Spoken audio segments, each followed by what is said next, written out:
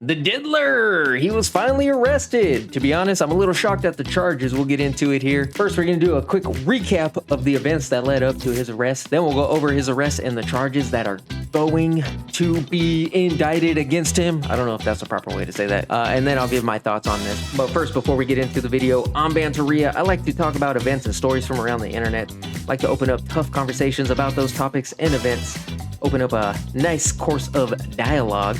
So if you're new here, leave a comment. Maybe you might change my mind on something. Who knows? But I appreciate you guys watching the video. Let's get into it. Hip-hop mogul Sean Diddy Combs is in custody this morning after being detained overnight by federal authorities in New York. And here's that Fox News alert. The world-famous Sean Diddy Combs is expected to be arraigned on federal charges this morning following a grand jury indictment. We're going to begin, but it comes 6 months after law enforcement sources told NBC that federal agents searched Combs' properties in Miami and Los Angeles, finding guns and seizing computers and cell phones. Those raids carried out on search warrants out of his... All right, so a quick recap of events and what led to Diddy's arrest. In November of 2023, Cassie, who was Diddy's ex-wife, ended up filing a lawsuit, and she alleged that he abused her, sex trafficked her, and I don't think I could say that on YouTube.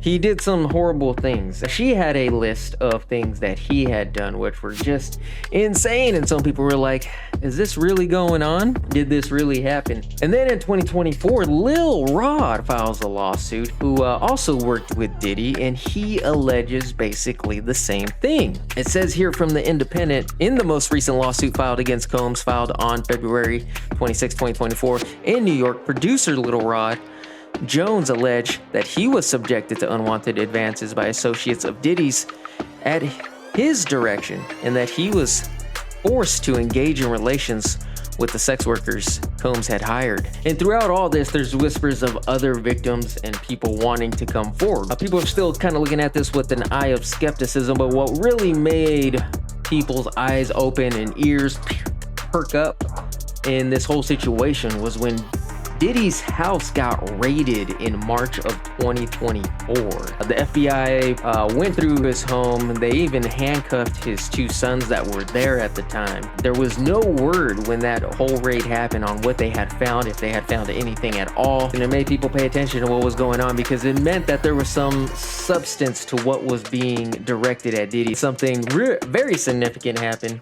and that is when a video got leaked of Diddy actually committing one of these acts, and it was towards Cassie.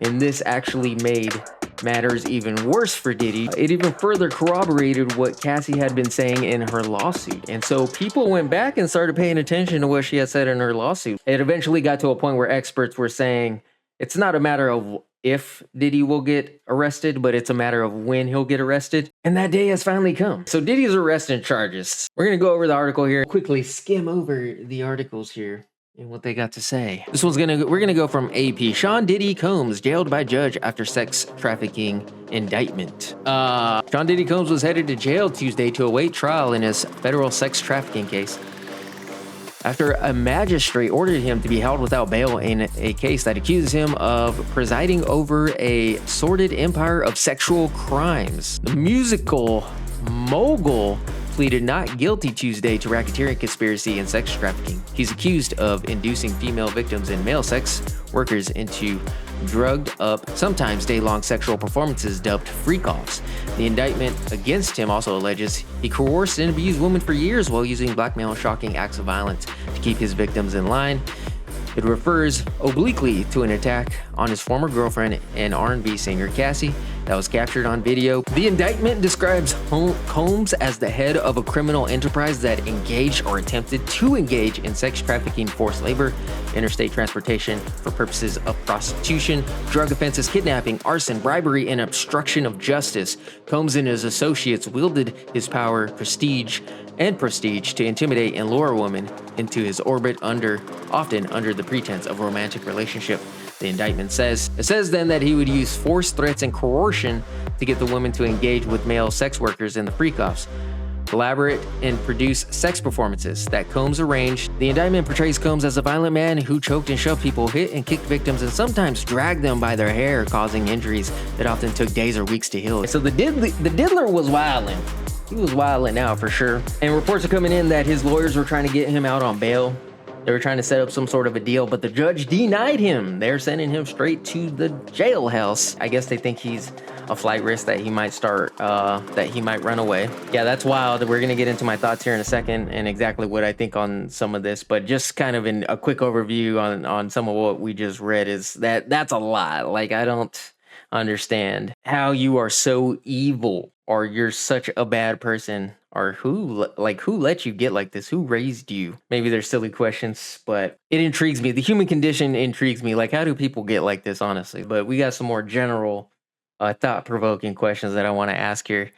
And that is my thoughts and more questions. And you guys can tell me in the comments what you guys think on some of this. But for one, my first one is, and just a thought, this one isn't really a question quite yet, but I think this kind of, how do I want to say this?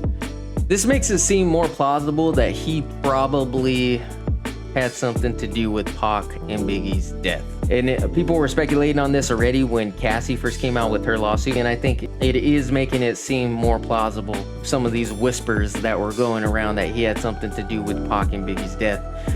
Because similar to the whispers of all this stuff that was happening, there was whispers before Cassie's lawsuit came out. There was already whispers around Hollywood and Los Angeles about his crazy antics, you know? And it's like, where there's smoke, there's fire. So how much did he know, or how much was he involved in this? Was he the hand that pulled the trigger? Probably not. He's the one that guided the hand. He was the one that, you know, told the hand where to go and where to aim, so to speak. At least that's one of my first thoughts when I hear about this. And if that's true, like, man, what a villain. What a comic book villain. And like, how did he get away with this for 20 years?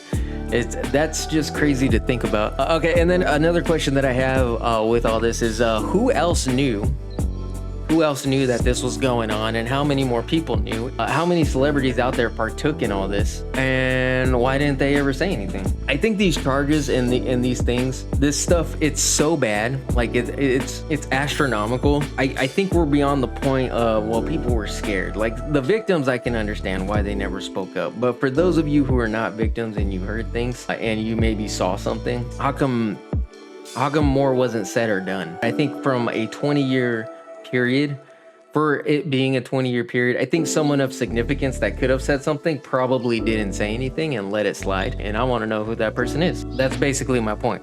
And there's more people out there that know. I'm pretty sure some celebrities right now are quaking in their boots. There's people on those videos that never thought that stuff would get out. Like, okay, let's say one day we get all the information and we know exactly who is on those videos. Then you got to ask, well, who's there because they want to be, and who's there because they're forced to be? And I know people have answers. There's legitimate answers to the question of how this stood quiet, but